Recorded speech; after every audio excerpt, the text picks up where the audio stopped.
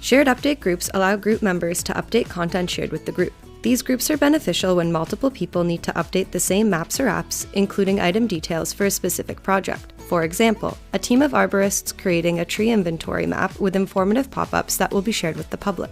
To get started, ensure you have privileges to create groups with update capabilities. From the Groups page, create a group and enable the Shared Update setting. Group members must be a part of your organization and added by invitation or request. Once a group is created, you cannot change the Shared Update setting. Members of Shared Update groups must have privileges to create, update, and delete content. After joining, group members receive elevated privileges to update content shared with the group, such as modifying item details, enabling or disabling attachments, configuring editing on hosted feature layers, altering editor tracking settings, and changing a layer's schema. Now add content to the group. Items in a Shared Update group retain their owner.